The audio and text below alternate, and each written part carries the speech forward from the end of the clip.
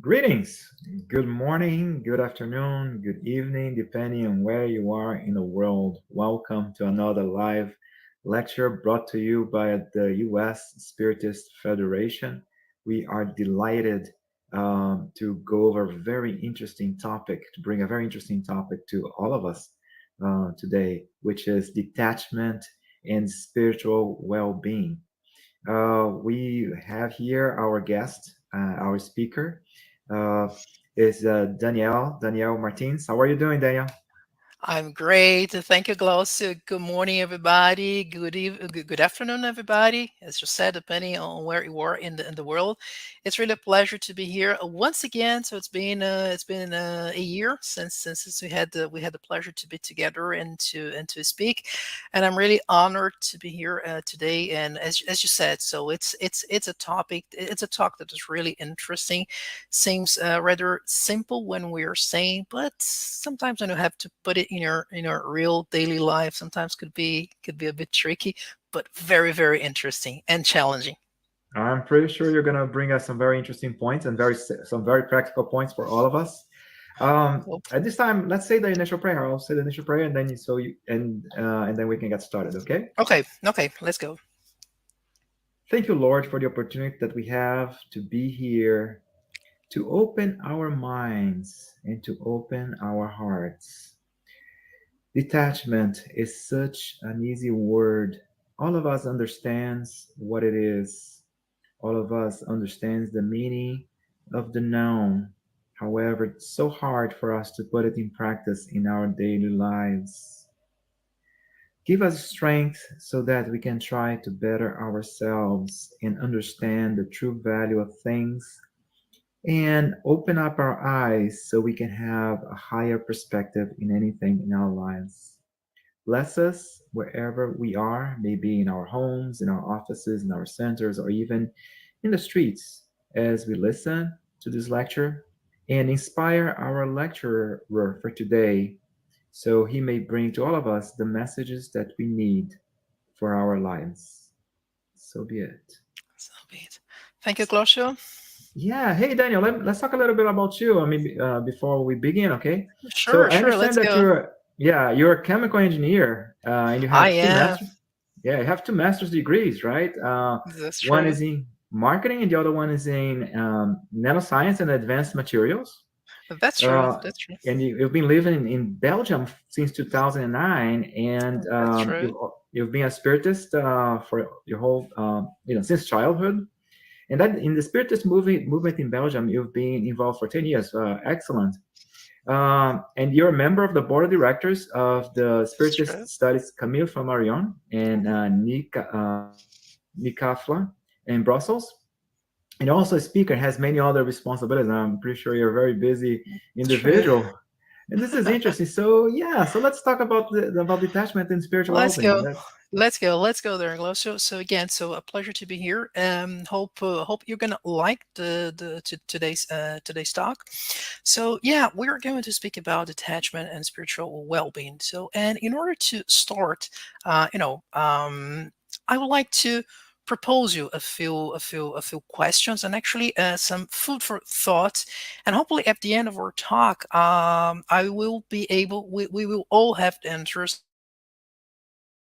up questions I'd like to share with you. So first of all, so I believe that the real question is, what is real detachment? Would it be simply giving away everything we have and leave it at expense of someone else? Or would it be to let go of our beliefs, our relationships, our positions, status, and traditions, simply abandon everything that we stand for?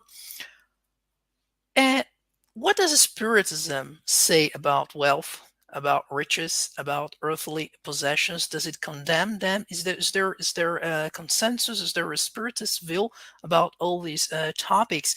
And also, what about other philosophies like Buddhism, like Christianity, and most modernly the psychoanalysis?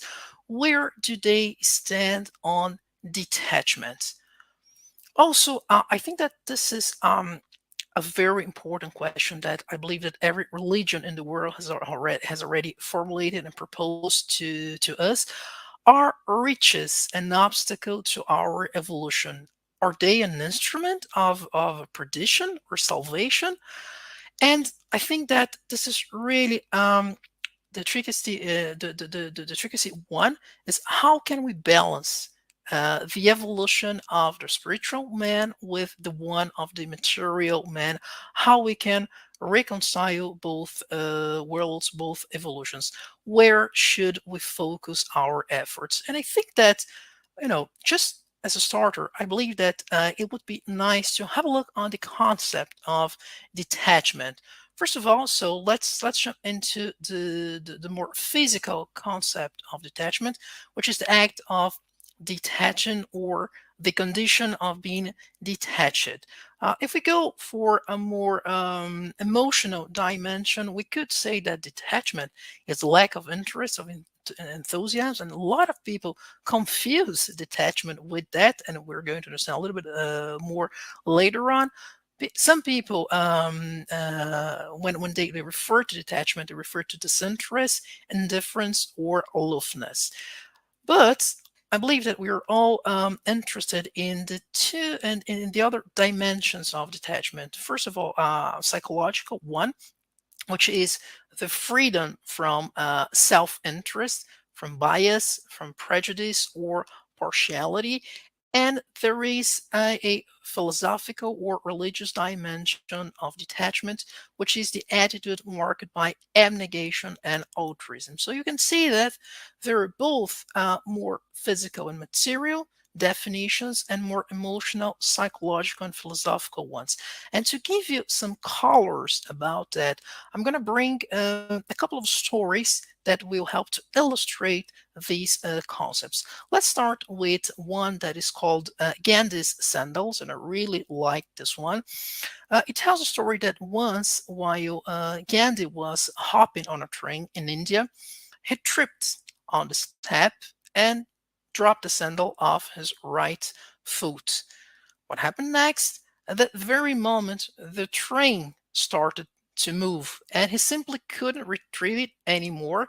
And in front of everyone, he calmly removed the sandal from his left foot and threw it out of the window. Everybody started staring at him, saying, "Oh my God, what did you do?" And then a British officer came to him and said, "Gandhi, why did you do that?" And then Gandhi, and here we can see we're speaking of a highly evolved spirit. He said, "Hey, a sandal alone is useless. It's useless for me. It's useless for anyone who finds the one that fell off the train. At least now, the finder can have the complete pair of sandals." So Gandhi putting his his brothers before his own interest, as we know very well from this from his history. The other example comes from a Zen Buddhist tale, and it's called The Two Monks. And this one has more of the emotional and philosophical dimension of detachment.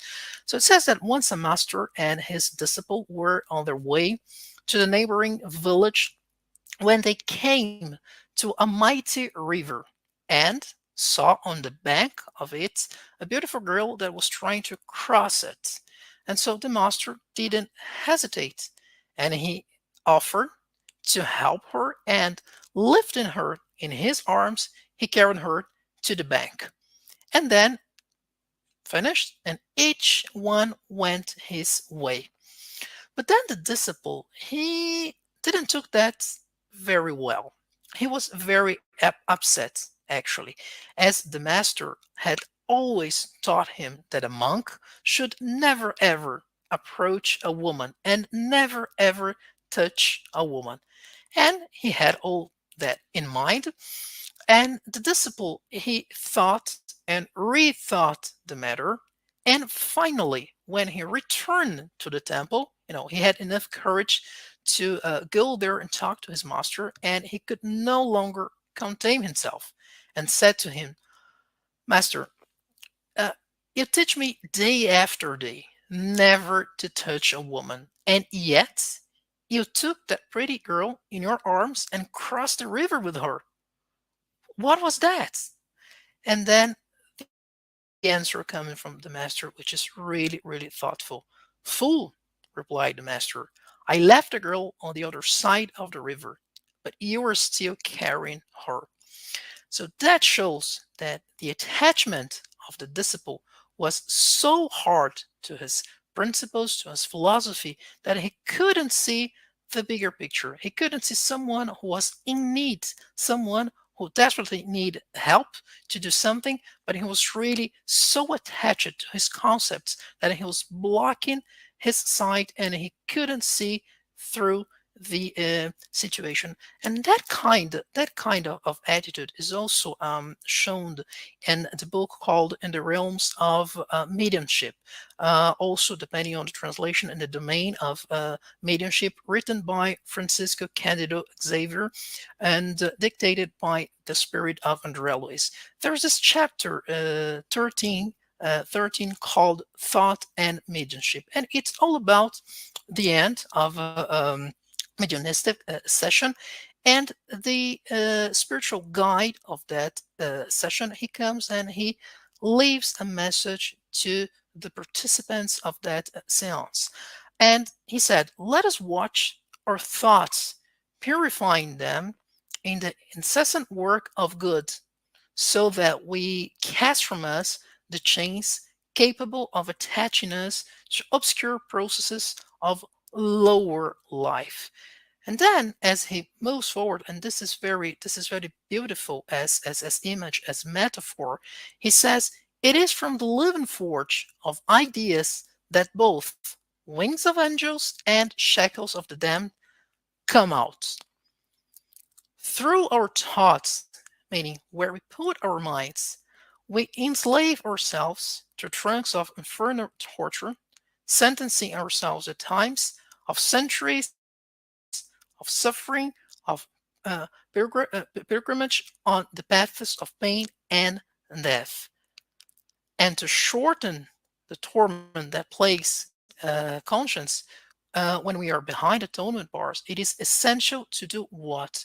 To attend the mental renewal, the only means of restoring harmony. So he's drawing our attention to the fact that if we do not know the right place of putting our thoughts, our minds, and if we get too attached to different things, sometimes we lose perspective, and sometimes we later on create a lot of different actions that will have consequences, different consequences in our evolution.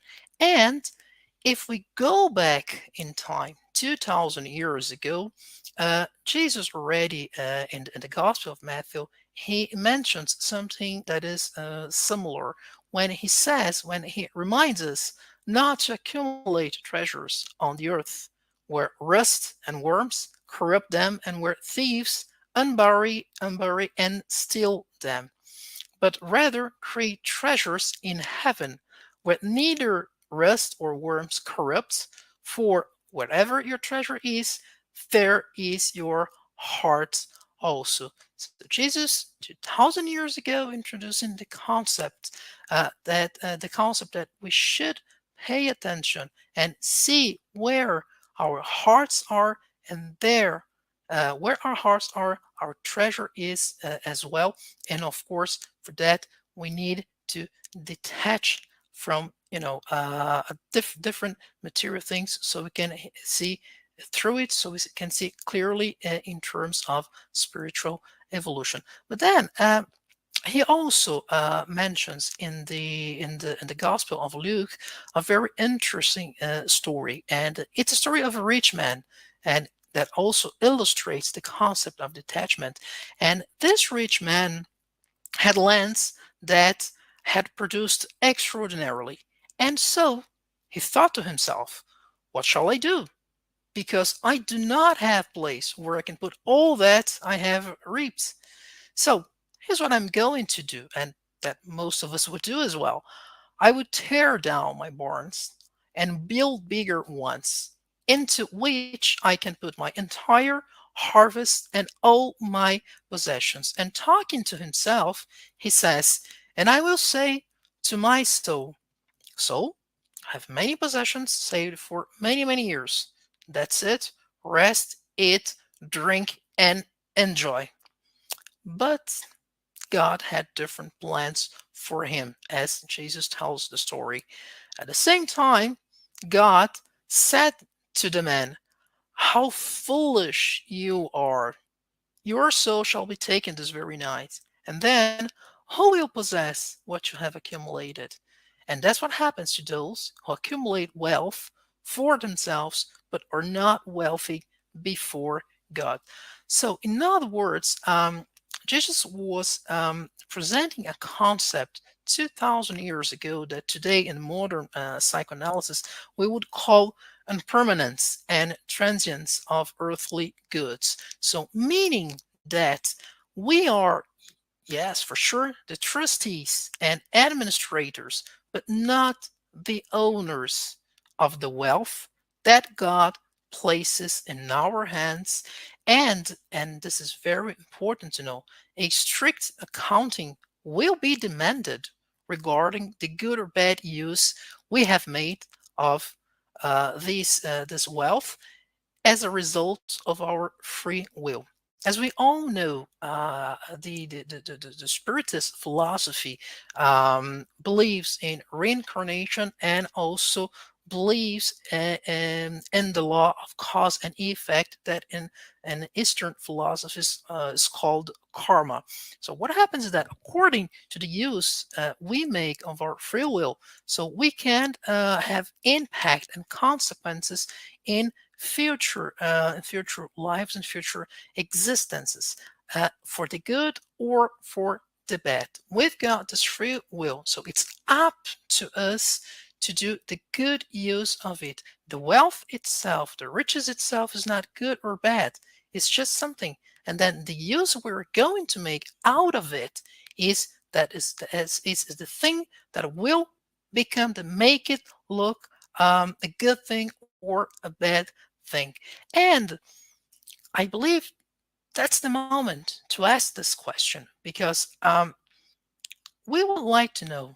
I believe that all of you that are listening to us right now, what does Spiritism think about all this? What is the Spiritist view on wealth? What is the Spiritist view on detachment, on attachment? Does it condemn wealth? Is it a bad thing? Is it a good thing? And what is the Spiritist view on detachment of riches, of material goods, or of earthly possessions? And this is the question that Kardec asked to the spirits that helped him during the writing of the principles that guide the Spiritist philosophy. And the answer was really interesting, in the sense that the spirituality told him that if wealth were an insuperable obstacle to the spiritual evolution, as many people think, then God, who created wealth, would have put in the hands of some people an instrument of unavoidable perdition. A thought that is really repugnant to reason. It does not make any sense to think of something like this. It's more interesting, and as I mentioned to you, so Spiritism is a philosophy that believes in reincarnation, and we will all go through wealth and poverty in our incarnations. Because what? Because this is something necessary to our evolution as immortal spirits. And as part of the evolutionary process, we're gonna get learnings from both experiences. So having so saying that wealth or riches is bad, so we need to remember that it's the wealth that finances researches that help us to fight hunger, to fight poverty, to fight a lot of things, to fight disease that we see in the world. And so the thing is that, as I mentioned before, wealth as itself is not good or bad. It's the use that we make out of it. So uh, God and Spiritism hence do not condemn wealth, but rather the abuse and the attachment to it. So, wealth can be a pressure instrument of evolution or destruction, depending on what we do with it. And this is really important, that's where detachment, renunciation, and letting go step in. If we look into Kardec's teachings, we're going to see that Spiritism shows us that our excessive love for earthly possessions is really one of the biggest, largest obstacles to our moral and spiritual advancement. And why is that? Because when we are really attached to material or emotional possessions, we shatter completely our affective faculties, carrying them over to material things and paralyzing the impulses of the heart. So we literally freeze our evolution towards the light. And and this is really something that gives us a lot of perspective. Again, so we are talking about a philosophy that believes in reincarnation. And humans truly possess only what they can take with them from this world. I mean, nothing that is for the use of their body, but everything that is for the use of their soul. And we're talking about the intelligence, we're talking about knowledge, we're talking about moral qualities, we're talking about the good that we do, the good deeds, and that's really what we're going to take. That's really what we're going to carry to the other world, to the spiritual world. And that's where we should concentrate our evolution. That's where we should concentrate our thoughts and our feelings. So nothing material belongs to us, not even our physical body, which is stripped from us during our disembodiment, as well as all material goods. So, if we know that, if we have this conscience, we would be able to avoid a series of difficult situations we can find ourselves in, like the one I'm going to describe through this story. A story that you can find in the book called "In the Greater World," again written by Francisco Candido Xavier and dictated by the spirit of André Luis. So this part here, so it's an extract of a chapter 18th, during which André Luis, so he goes to the lower zones together with his instructor, Mr. Calderaro, and they go there for with study purposes. And here's what he tells us: at some point in time, they stopped in an enormous marshy plain where many groups of discarnated humans were lost in the distance, like thousands of madmen separated from each other, sometimes in bands. And they didn't go so far, and they stopped right next to an assembly of old men. And the scenes that are described later on are really impressive, and they tell a lot about attachment. So they all showed pitiful looking faces. They were all covered in rags, skeletal. Their hands were full of some sort of muddy substance, which they occasionally held against their chests, very anxious, very afflicted. And Andrelis didn't understand quite well that, but he kept on observing them in order to try to figure out what was happening right there. At the slightest breath of wind, they clung again to the fragments of muds, which they pressed again against their hearts, demonstrating an infinite fear of losing them. And nobody, and Andrelis could understand why, because all he saw was mud. And then those men whispered to each other, malicious, suspicious. Sometimes they would have the idea of running, but they rather stayed in the same place, like they were frozen between fear and suspicion. So they couldn't move. They were always in the same place with fear and suspicion. And then all of a sudden, one of them say something. Um, we can't stay here. What about our business? The wealth we have discovered is incalculable. And he pointed ostentatiously at the handfuls of muds that he had and that were flowing from his clenched hands. So actually, he was holding mud, but in his mind, all this gold we have with us remains at the mercy of thieves and this miserable Moor. It is essential that we find our way back. And in a minute, they were carrying mud. They were in the same place, and they thought that they had a lot of riches, a lot of wealth with them. And then Calderaro looked at Andrelis and said, they are loan sharks who disembodied many, many years ago. They descended so low to such a deep degree of attachment to transient material fortune that they are unable to access the inner sanctum of higher aspirations. Hence, their inability to find peace, to find serenity in the mental zone of worthy work. And that was not the worst.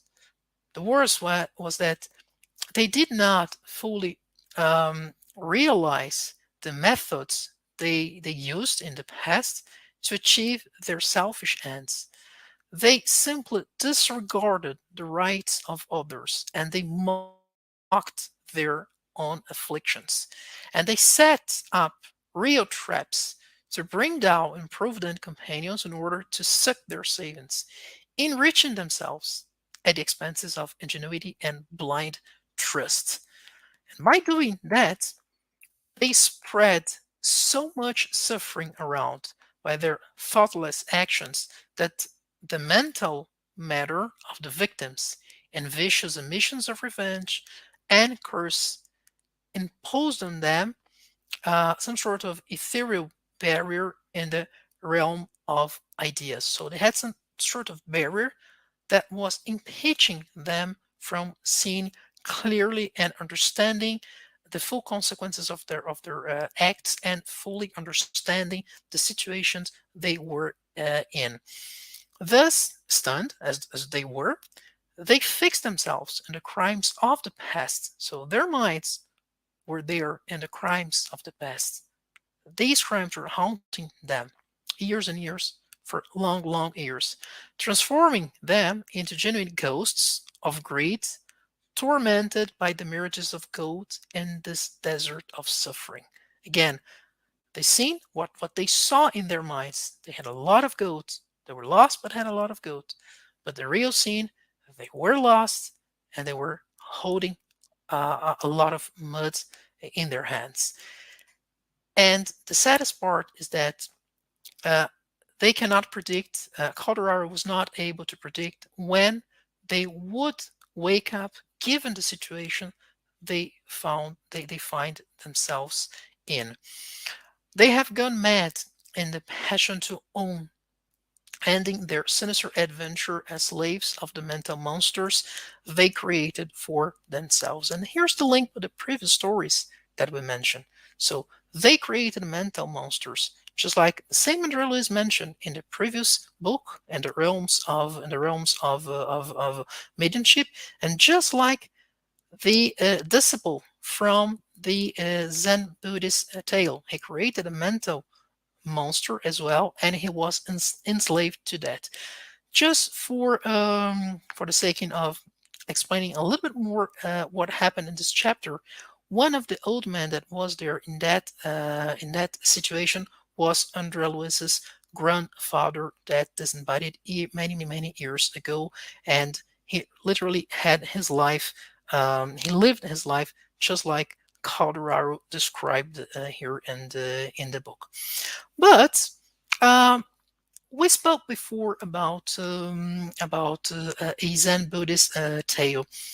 This lady here, so it's a Zen Buddhist monk called Monk Cohen. So she's a Brazilian lady, and why did I bring something like this here? So we are in the middle of a spiritist talk, and I'm bringing some Buddhism examples here, just to mention that the concept of detachment is being around for thousands of years, at least 4,000 of years. If we go back in time, 2,000 years before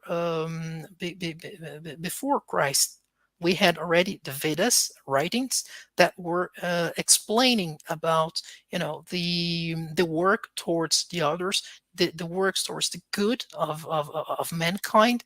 So if we go back 2,500 years ago in time, so we can see what Buddha said about detachment. If we go 3,000 times, approximately 3,000 years approximately back in time, we can see Moses that had to detach from his culture, from his land, from everything else in order to found a new religion, in order to found a new nation. And if we keep on looking at history, we are going to see a lot of different examples speaking about detachment and letting go. And here it's no different.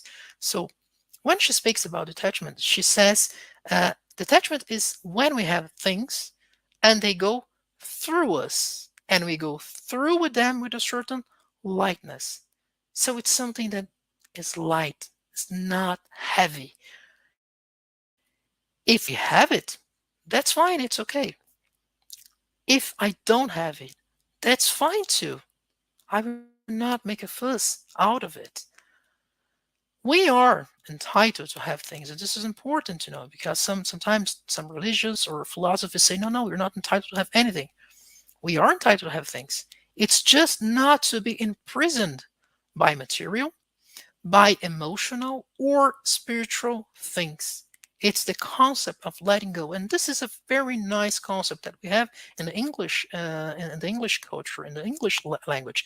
In France, we would say lâcher prise, which is more or less the same thing. We just let things go, and we are not to attach it.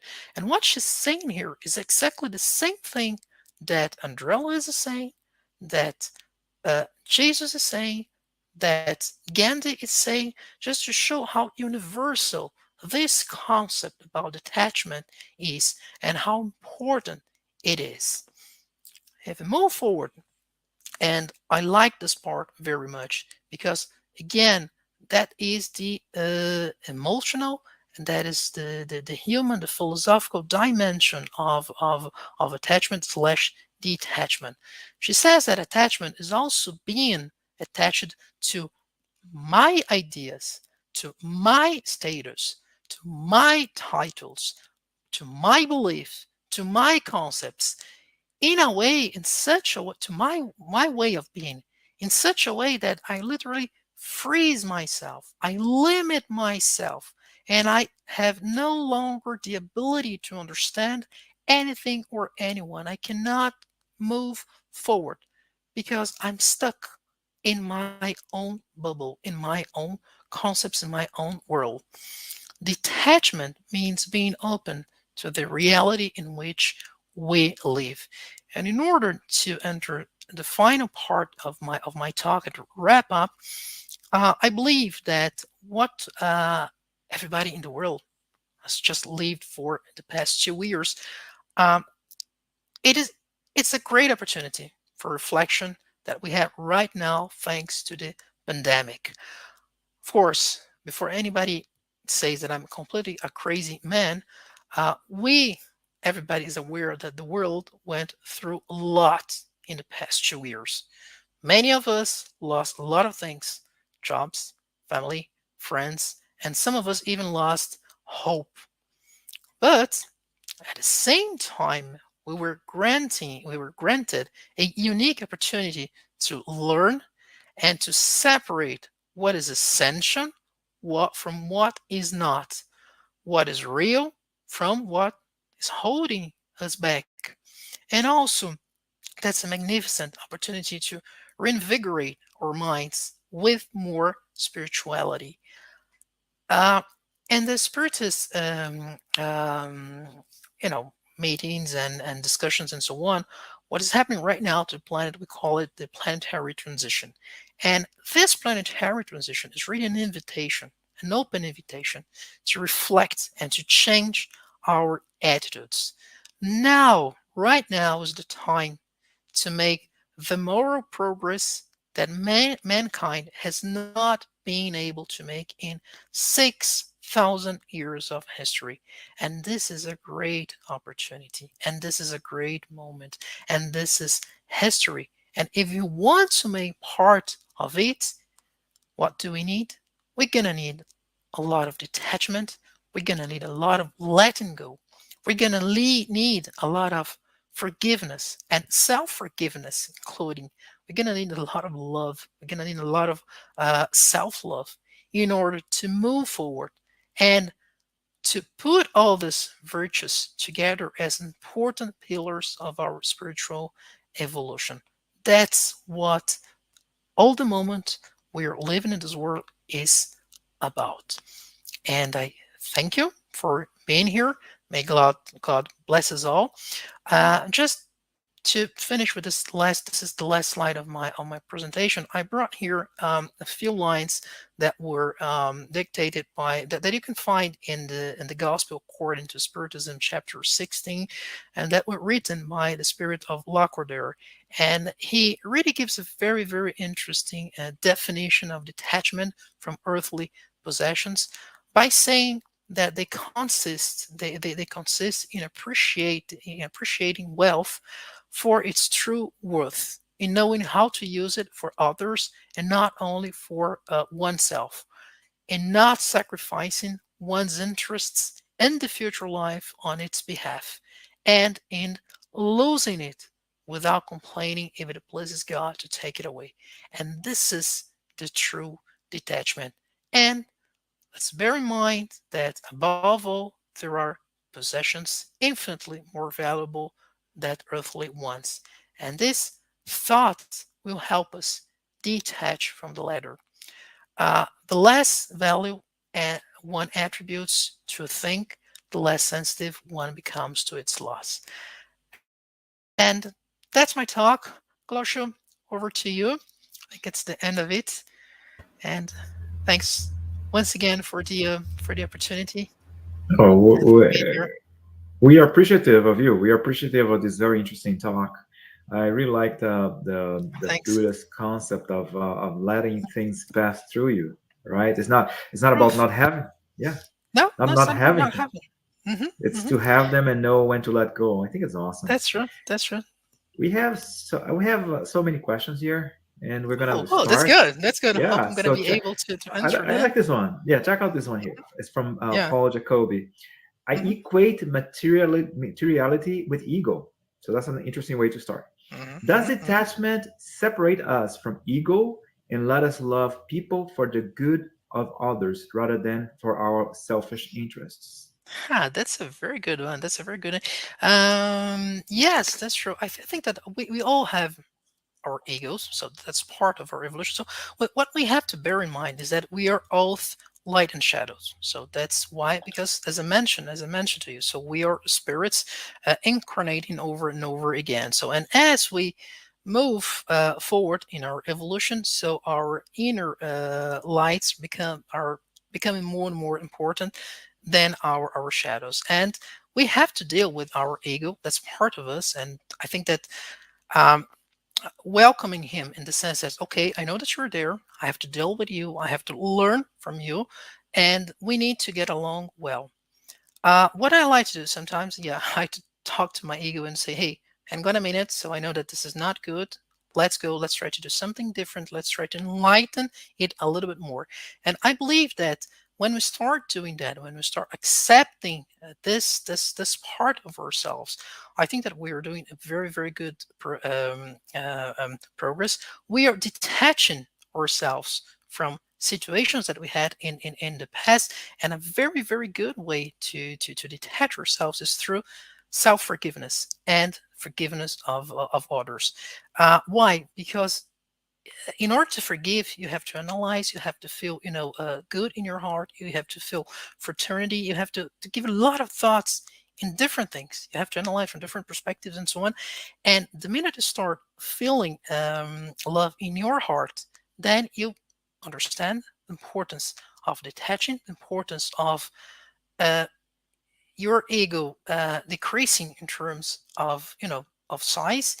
And when you do that, you are really detaching from all those things, and you are growing as an immortal spirit.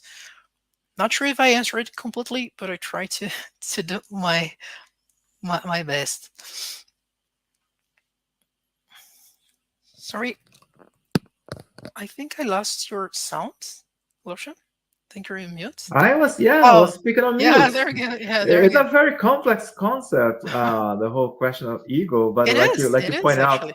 we Yeah. got to forgive ourselves and Mhm. accept. I mean, the thing is not to hide our ego, because then it becomes our shadow, right? It's to accept who we That's the are. point.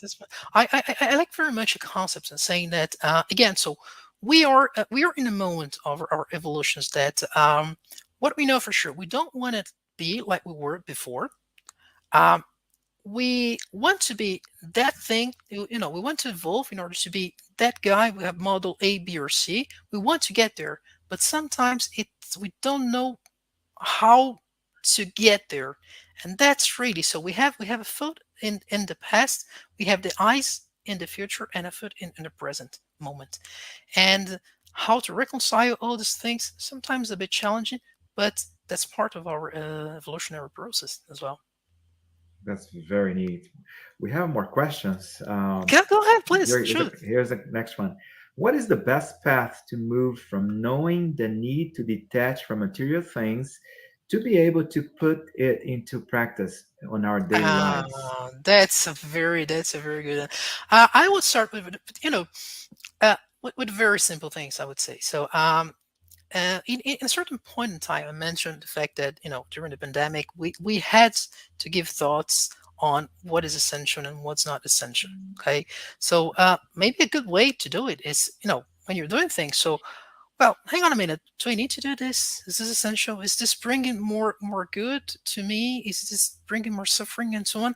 And I think that and when we were speaking about detachment, so there's also the emotional parts as well. So we're talking about relationships. Sometimes we're talking about friendships, and that sometimes are complicated. Family that sometimes it's complicated, and I think that we need to look at and to take a step back and analyze the actions and saying, hey, okay, this is difficult to do. Okay, now it's a bit complicated. I'm not able to give such a big step, but I can do small actions on my daily lives, like, well, if I'm really attached to that this relationship that is really complicated and so on. Okay, let me breathe a little bit. Let take a step back. I will not give that much of importance to what person A, B, or C is saying, and I would try to be at ease with my heart, at ease with my conscience. So for me, it's really little things, little steps that we give in our that we do in our daily lives that really help us, to have a higher, a wider perspective, and then that will allow us in hopefully in a few years to say, look back, say, wow, I used to be like that, now look how I am right now, and I did it. But we need to be patient with ourselves, Gloria. What happens that sometimes, and I know I've been a spiritist for many, many years, just like you, and sometimes you say, "Oh no, I need to be like that guy, like Francis of Assisi, like Paul of Taurus, like Jesus." Hang on a minute. So we are in different evolutionary moments. Okay, we need to be humble to understand that. What can I do today for me?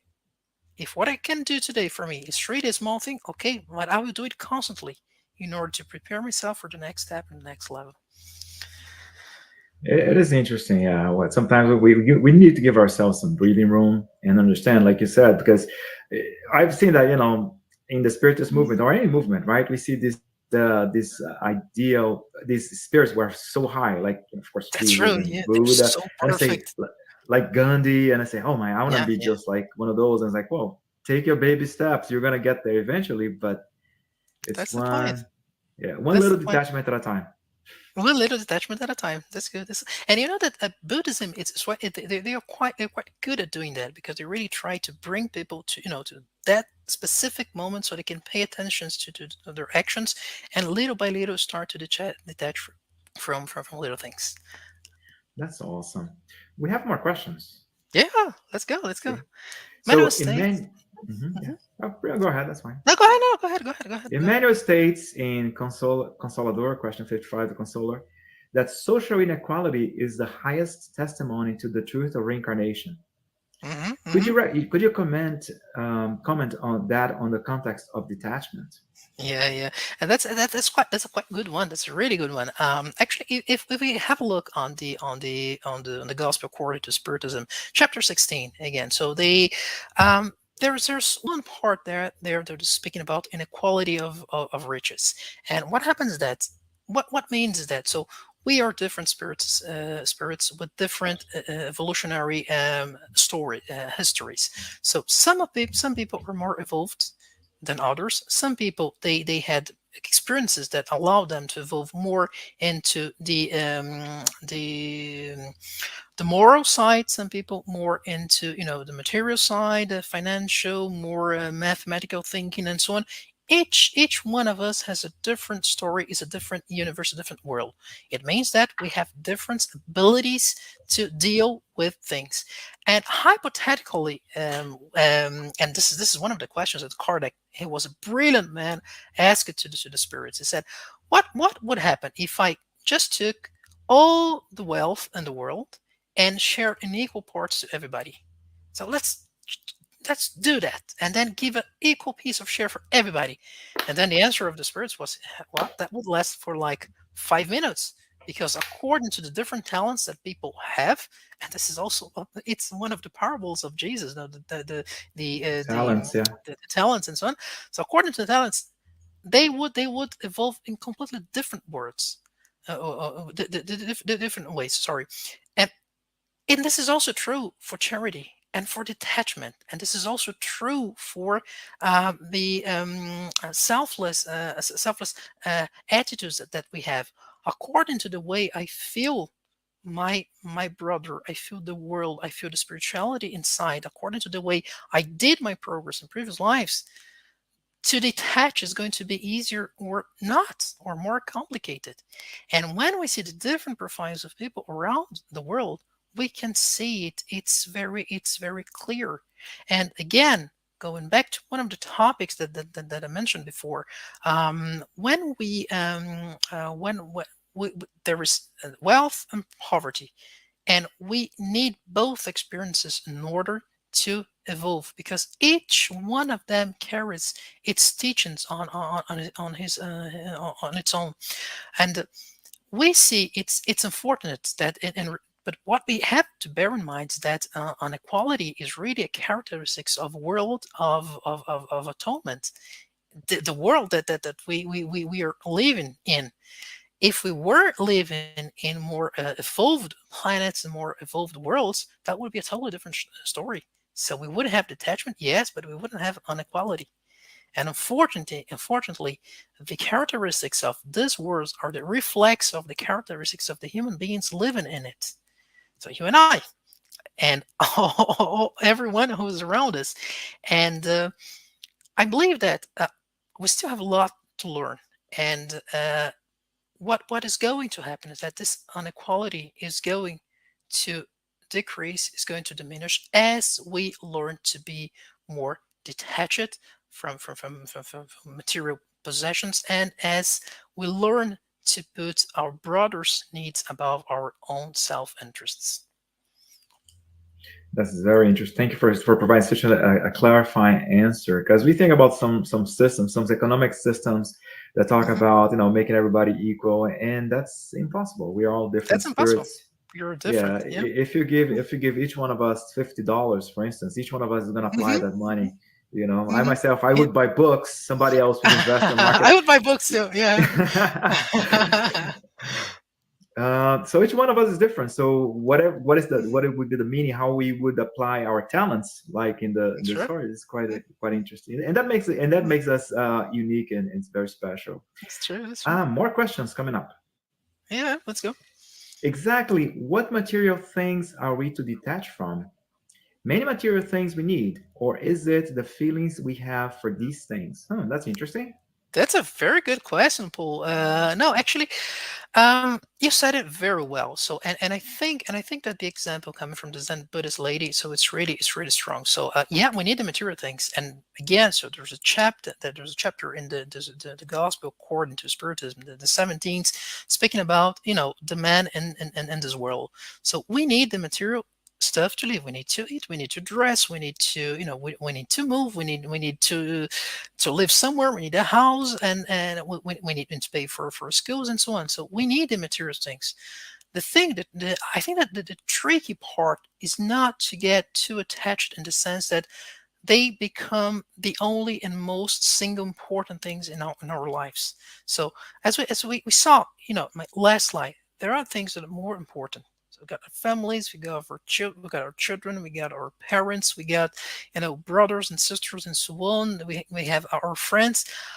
Uh, I believe that n- when you put all your desire, all your efforts only on the material part, that is complicated. Because, and I'll give you an example. So we are so good in companies in planning, in doing the 5 years plan. So let's forecast the 5 year sales, the 10 years sales, where I want to be, and including us as people. So where I want to be in 5 years and 10 years time.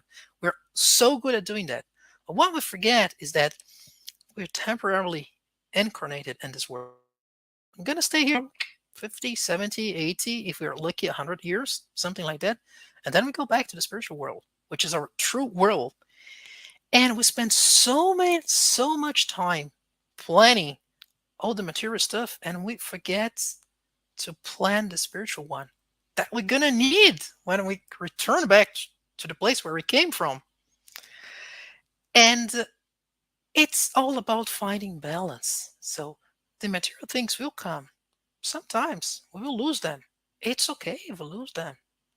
It maybe we're not going to be happy about that, but uh, let's always try to see what is behind that in terms of lesson. Let's see what is behind that in terms of learning, what we can learn from those experiences. It's as simple as that. It's hard to do it on a daily basis, but it's as a concept, it's really simple. I'm not saying, and spiritism is pretty clear about that. So we need the material stuff. So we are talking, we see what is going on right now. So how the pandemic, we put a lot of research in place in order to get the vaccines, in order to get the treatments and so on. We need the resources for that. Okay, we need the resources to to invest so people can have a place to work. We need all that, but the thing is not to get too attached to the point that you don't see anything else and you lose perspective from the real thing and the real life. A very interesting point. There are some material necessities, but we need to know that we Yeah, will let go. And you had mentioned before relationships as well, right? Nobody true. belongs to anybody. All of us are individual spirits with our free will.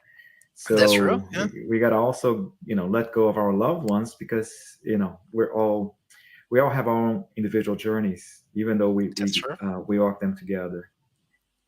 Let's see what if you have any other questions. Excellent. Okay, another question. How to best detach ourselves from our old concepts and Wow. prejudices to embrace new ideas? Okay, now that's a lecture in That's itself. that's a lecture in itself. Yeah, we can do maybe another one on that. Now, this is an excellent question. This is an excellent question because sometimes and that's a quite good question because exactly what we're living right now in the Spiritist Center. I work for, because what we are seeing is that a lot is evolving, a lot is changing, and what is really interesting is that, so let's go back to the basics. Let's go back to Kardec. Okay, so we're talking about 160, 170 years ago when the whole thing started. He wrote the books and so on. He wrote with the words of that period, with a proper style that was, the style of the period and so on. He was a very, very intelligent man. He was really brilliant and so on. Some things apply to that time, and ever since, things evolved. Some of them are really did not change, but the way we feel certain things evolve. You remember, in the past, we used to say that, at least when I used to when I used to be in Brazil, we said, no, spiritualist people, they like to suffer because we have to suffer in order to go to heaven and so on. Wait, where does that come from? It comes from the Christianity. We saw Christ, he suffered a lot, he died, and then he went to heaven. And then we still bring that in our hearts from 2,000 years ago. We have to understand that. And we miss the point, which is loving each other, love your neighbor, love your brothers and sisters, and so on. And what I think is that we are evolving as a planet, as different nations, and so on. And we saw that this detachment concept has been around for 4,000 years. It's not something that belongs to spiritism, it belongs to mankind. And the concept of mankind and spiritism is not just planet Earth, it's the universe. It's a bit different. It's much wider than that. So what happens is that, um, how to embrace. I think that we should see the old concepts, see the old ideas, go there and say, "My God, sometimes we just look at that and see we do not that does not apply anymore." But in order for us to get to let go some old concepts, we need to feel them. One thing is when your mind is telling you, "This, I should let this go," but from here to here, it's a long way. And it takes sometimes decades, it takes centuries, different lives, and so on. So it's not an easy task, because what happens is that, for instance, I give an example of the mediumship. So what I've been seeing here in Belgium, so because all the spiritist centers, they were closed, they were shut down because of the pandemic and lockdowns and so on. Now we reopen the mediumistic groups and so on, and what we saw is that the mediumship is really exploding, explode in the sense that it is developing very, very, very fast, because there is a strong need from the spiritual world to communicate, to try to help a lot of discarnate people that really is in need of ourselves. And I can tell you, Glorious, that in our group, sometimes we are treating a lot of spirits that are completely lost, that are in huge suffering. They come, they come from every single country in the world. Sometimes they're Muslims, sometimes they're Jewish, sometimes they are Catholic people, sometimes they do not believe in God, but they are there, just brothers and sisters. And we need to have this perspective. So if we go back to what Kardec said, so you go there to chapter 17 again. So you see all the characteristics of the good spiritist, the good spiritist. You see love, you see justice, you see charity, you see fraternity, you see benevolence, you see everything. And these are qualities of the heart, and these are universal. And I think that if we want to detach, sometimes we have to widen our horizons and try to see through the human being that is right in front of us. That's a good way to start. That is very interesting. Thank you so very much. Thank you. Interesting Thank for you. us to yeah accept different people, right, from different True, true, perspectives. true, true. I It's quite interesting because, as I mentioned to you, so we saw what happened in the world, many disasters and so on. Some of the spirits that come to us, they don't even speak our language, either French, Portuguese, English, Spanish, whatever. So they just need to be there, welcome, and they are looking for relief. Period. interesting. And that's what we should do. That's awesome. We have more questions. Let's go. Let's Let's go. yeah. Hold on a second. Just Mhm. I have my alarm here. Okay. Sorry about that. All right. Wow, that's a good one. That's a good one. Question. What can the story of Abraham and the request from God to sacrifice Isaac teach us about detachment? I think that is a very, I think that that story is perfect and is in line with what you taught us today. That's a very strong story. So again, it tells a lot about detachment, because actually he was ready to sacrifice his own son on behalf of God, just to answer to God's request. But that happened like 3,000 years ago, 3.5 thousand years ago, something like that. So the concept of faith ever since evolved. Remember, so the concept of faith in the spiritist philosophy is really the one. So you can face reason, you can face intelligence at all times in history, and really it's what we call, it's the faith that knows, we know why we're believing. So we believe, but we study, we know, we understand. So it's something that comes with reason. It's not dogmatic. uh, there, what happened with Abraham, so that was really literal, that was really dogmatic, and he was ready to kill his son. And but if we step back and hang on a minute. So, what kind of God would ask a person to kill his own person? The same God that would tell Moses, "You shall not kill anybody." So, that's the point. So, we were dealing with a different, by then, we were dealing with different structure with a different mind structure. We're dealing with a different society, with a different knowledge in terms of love, in terms of caring, and so on. What I would say is that that wouldn't happen today, in the sense that we have evolved to a point that we know that God would never ask that to us. Hey, Gosha, could you go there and just kill your son, just to show that you believe me? No. So it means that we need also to consider things. We need to think. We need to see, to analyze, and that's what Kardec always said. So Kardec, he was really a researcher. So what he did was extraordinary, because he had absolutely no base, spiritist base, and then he had to create something out of nothing, out of scratch, and then he compiled the whole thing and said, okay, it makes sense, does not make sense, and he was always analyzing, just to be sure that he that made sense. And what to go back to your question, he tells that Abraham was really, in a way, a bit blind, because he was ready to do that, because that was the concept of faith then, and detachment and so on. But now it has evolved. It's different. Just asking people to let go, not to hate each other, instead to love each other, to do good, and not to do harm to other people. So that's my feel. But I don't know if you have any comments on that, because it's a very good question, to be honest. I think it really applies to what you were talking about. Hmm. One detail you mentioned, the whole thing of it brings us to mind the whole concept of analyze everything. Analyze. That's So true. Yeah. and so it makes us think. I mean, what kind of what was actually the request from God?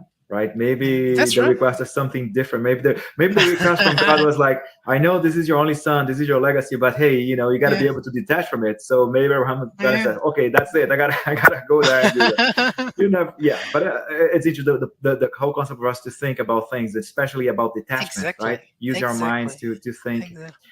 not to That's get true. That's attached. true. We have one more Mhm. question for you. Let's go. Let's go. Let's go. Okay, from That's exactly Paul what I was. Jacoby again. Go Is ahead. Go exactly ahead. what I was thinking. The concept of detachment is perfect, but how to do it? It is little Mm, steps which has to start with recognition of the problem and the will to change. I really don't know the answer. Yeah, that's really the challenge. So the answer, Paul, don't be sad about it, because what happens is that, not all of us have the answer either. So sometimes I what I do every day. So I wake up. Well, I do my prayers. I thank God, for just for being able to wake up, for my family, for my job, for my life, for the friends I have, and so on.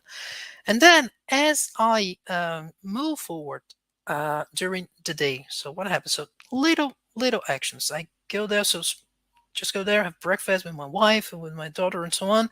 And something goes bad. And then I said, okay, hang on a minute. Then I stop. I analyze. I said, well, I said things I have shouldn't said. So I was really attached to details. So that detail, she said something that I didn't like. But why didn't I like? Was it what she said? Was it the way she said? Was it myself that was especially in a delicate moment, and so on? And I took it the wrong way.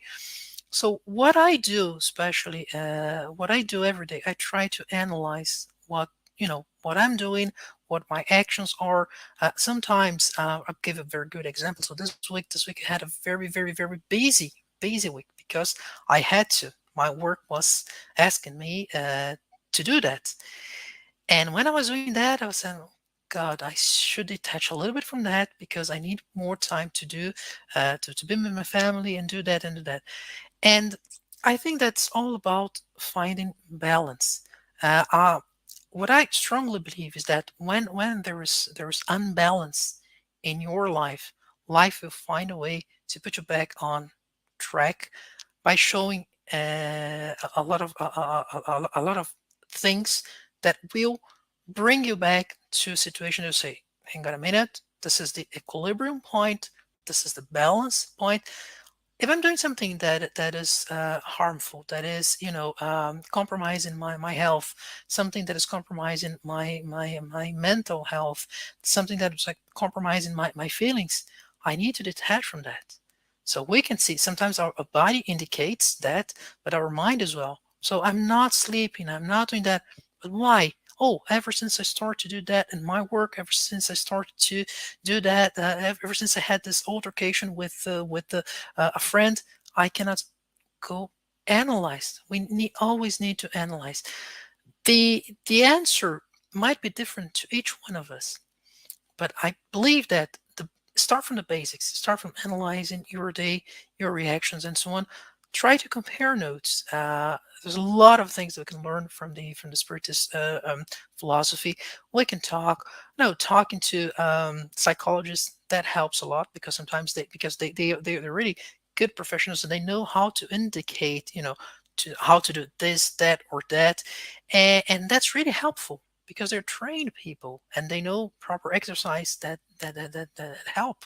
I can tell you one thing. So years ago, my wife was going through a very rough situation, and one of the things that really helped her was, the monk that I showed you, the lady monk Cohen, because she found in her a lot of tips, simple exercises, breathing. Just put your feet on the ground, one thing at a time, so she could bring her mind back to the present situation and get up on her feet again and move on.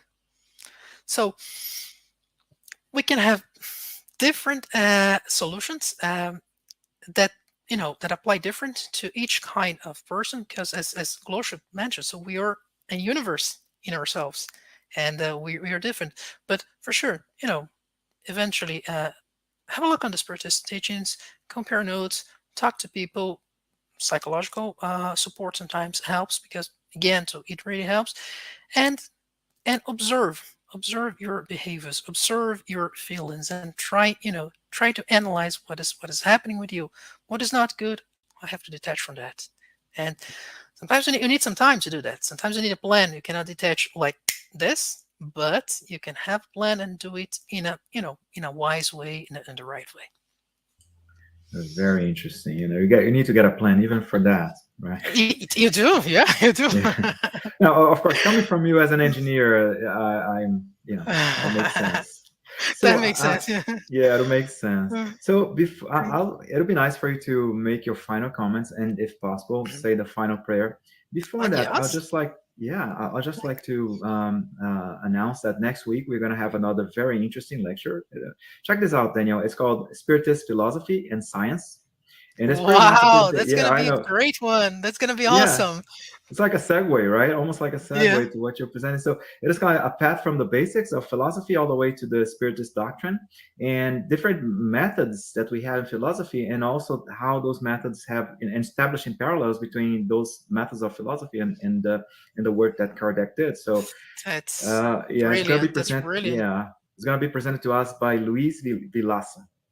Hmm. So yeah, well, let's stay tuned for that one. That's Yeah, please brilliant. That's now. brilliant. Yeah. So at this moment, could you please close and say any closing Yeah. remarks, and please say the final prayer for us. Yes, yes, yes, of course, of course. So, well, first of all, thanks for the States Spiritist Federation. A big warm thanks for Josara, who invited me, who let me speak today and be with you. I really enjoyed the theme. I really enjoy to exchange with you guys. So these are really good moments. We can think a lot about different things, and I feel very welcome when I'm with you, and this is really great. I really appreciate, and know that I learned a lot from the talkings and from the interaction with everybody. And let's bear in mind, let's try to detach. Let's try to let go. Let's try to forgive. Let's try to forget a few things. Let's try to love as much as possible. And this is a very good way, very good path towards a spiritual well-being.